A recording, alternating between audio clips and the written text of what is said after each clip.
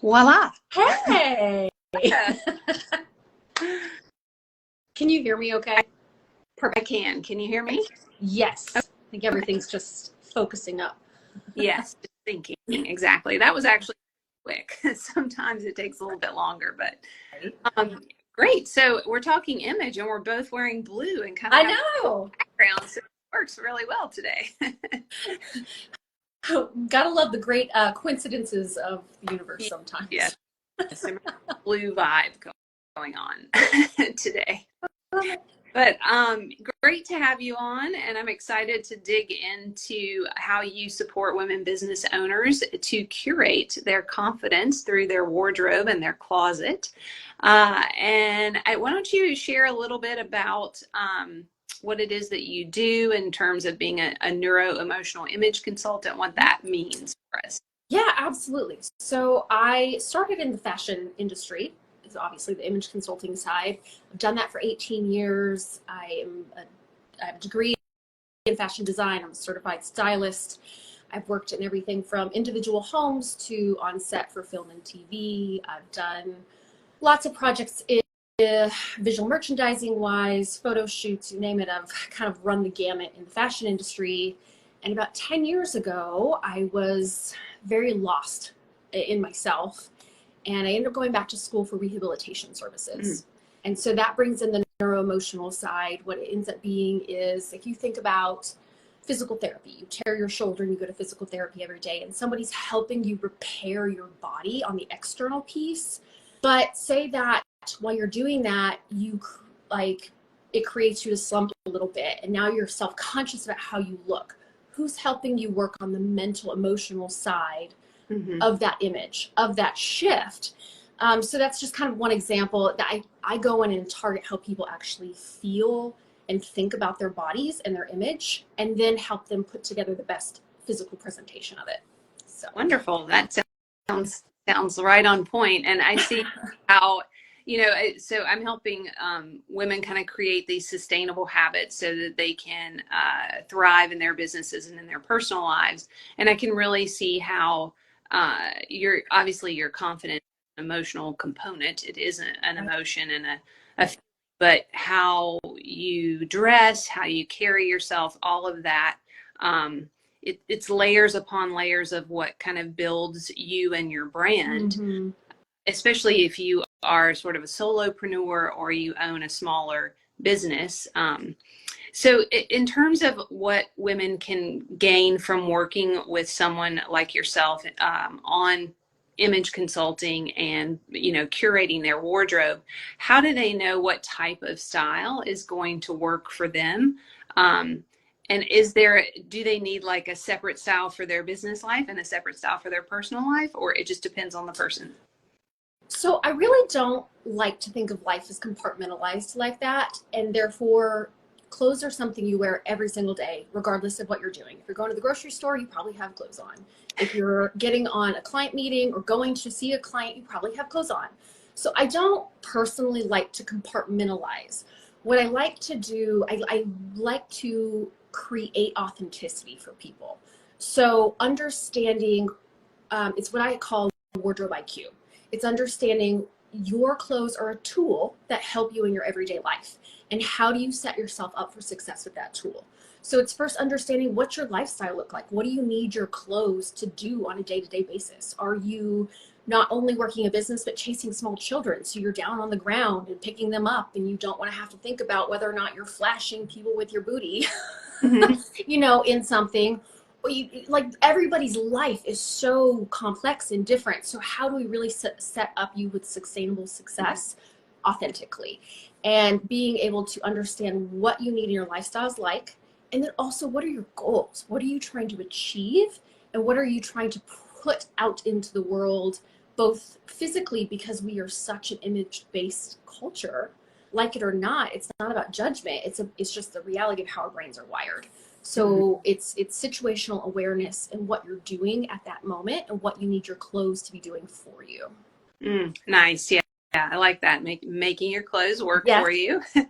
Yes. And most of us are a slave to ours instead. Right. And how do we know when, because I'm sure we have like a sense of what we've been wearing, right? Mm-hmm. Maybe we kind of know what we prefer, what we don't, but then where's that threshold where we say to ourselves, you know, I could really benefit from some outside support with this, as opposed to me just trying to think, well, what really authentically represents me? Like, Sure. where's that line that we cross?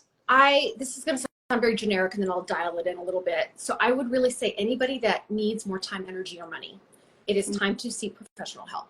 And here's why. It's the time piece comes into, we don't realize how much time in our day our thoughts go to, ooh, what do I look like? Do I look okay? We get consumed with, and then if you're really insecure, say you put on a little weight, or there's certain things that you're insecure about, it's always kind of playing in a track in the back of your mind, and it consumes time and energy from you that you could then be putting into serving your clients better, showing up in your business differently, things like that. So when you feel really, really good in your wardrobe and in your body, you don't have to waste that mental energy and time on that stuff. So it also saves time in setting you up with structures and systems. When you walk into a closet in the morning and you look wall to wall and you're like, this thing's stuffed and I still have nothing to wear, that is time that you're wasting. It's clutter, it's mental energy that you're wasting. So how can I help set you up a structure that in the morning you immediately know, I've got this, and do this to do today, and this outfit's going to make me feel amazing to do it. It's super transitional for me, and it's allowing you to think of one less big decision in your life. You already know it's ready to go. And then when it comes to money, we tend to be habitual shoppers. So if you're shopping out of habit or out of emotion, I'm definitely an emotional shopper. I want that dopamine hit. If I've had a bad day, yes, I'm add to cart kind of girl. So how can I be more intentional with that? How can I not just rummage through a sale rack and say, oh, this is too good of a sale to pass up, and then I get it home and I'm like, I have 3 other green shirts. Mm-hmm. How can I say, what do I actually need? What will fill out my closet to be helpful versus I'm just buying stuff to buy stuff and I don't know what I'm doing with it. Mm-hmm. So. Yeah. So that makes a lot of sense to me, especially with the decision fatigue and personality, because it's all a little bit about what, the preparation, right? Like, have you taken enough time to really create a system? And it sounds like you can really help people create that system that allows for more ease and flow in their morning routine, that lets them, know they're going to get a surefire win when they put something together, because you've already curated it for them. So I can certainly see where that would save time and money as well. And I know, don't you have an app so that you can put all of, so go to the store, you're like, do I have a green shirt? And you can go and see, yes, I have a green shirt. Yeah, and the app is a great tool because not only will I categorize all your clothes into the app and create outfits for you. So you say, I need business casual, and you can go to your business casual outfit and here's 30 options for you, or whatever it is. What it does is it also empowers you to educate yourself. So as we're doing all this work together, we're going to be talking about, like, this is why this works for you. So when I'm no longer present or I'm not around, you feel empowered to make the right decisions for you because you've been learning what works for you. You understand what's already in your closet. It's such a great visual aid, but also an emotional and mental aid and learning things and building better habits. So yeah, it sounds like it's definitely way elevated beyond a personal shopper who would simply be picking out outfits for you. You are actually helping someone with their mental and emotional inner dialogue about how they see themselves. And so the clothes represent that in a way, but even if you put the clothes on, if you don't have that feeling from within you, the whole thing is not quite coming together best possible way. And so it sounds like you're giving them the opportunity to really empower themselves, yes, through their clothing, but also through their knowledge, their awareness of what all of these little pieces probably of inner dialogue have been kind of building. Right, we all have these mental stories, and so it sounds like you help them rewrite that mental story. Yes, that is the goal. You saying, as I said earlier, I've been in fashion for 18 years and I love it. For me, it's fun, it's creative, it's what I love to do. However, what I started realizing is that clothes end up becoming something that makes us hate ourselves more, not something that brings ourselves joy. It's something that we feel like now our body is not right. We didn't fit into this. This trend doesn't work for us. We don't know how to do it. Most people aren't educated in fashion. Like when you're little, you take note from whoever you're around as a woman, your mom, your aunts, or whatever it might be. And then as you get older, you go into your peers and maybe you're looking at magazines, things like that. But nobody's ever actually like intentionally educating you on it and how to use it to build yourself up versus tear yourself down. And so the way our culture has the momentum has gone is we use it as a scale, as a measuring tool to not like ourselves. And if I first don't help you kind of get to the root of healing that, clothes are just a Band-Aid. And I want to give you the Neosporin to that Band-Aid so you feel really good. And I think it probably makes a lot of sense for something you do because you're all about balance and creating those, systems in place that really help people feel very empowered to then go do the thing. Yeah. So. Yeah, very much about behaviors. And I think, we set these bigger goals for ourselves, and we might have a goal. I want to feel more confident this year. That's a great goal. It's an outcome-based goal, though. And how do we actually achieve that? So Exactly. break that down, and we may find that there are parts of our system where we need that external support. And in this case, your clothing has a lot to do with your level of confidence and how can you get support with that. So I think that's really interesting. And it just sort of brings to mind, my husband and I have been watching several different Netflix series, and we are impressed by the costume curation and all the elaborate designs, in particular the show The Gilded Age. So that kind of tells you where we are with that. But it's like it really, the clothing really does tell part of the story. And I think for me personally, when you were talking about like going through these different stages of life, as I get older and am in that more middle age type space, I am sort of thinking like, wait, does this really still a fit in my wardrobe? Like, is this kind of who I am or what I want to be wearing now? Because you do change a little bit and you still want to be true to yourself, and you don't necessarily have to prescribe to, externally dictated rules. I think there are fewer and fewer rules in fashion now, but having that rule that if it makes you feel confident and you project the type of energy that you want to project, then that's going to serve you not just personally but professionally. And also you mentioned like it doesn't have to be separate, so I love that. It really is all integrated. It's not, you don't have to necessarily have just a business wardrobe and just a personal or active wear wardrobe. Pieces may mix and mingle across all of that. I think it should be as fluid as possible. Obviously, you might have a little black dress for those occasions. You're probably not wearing that to the gym. But I would say functionality.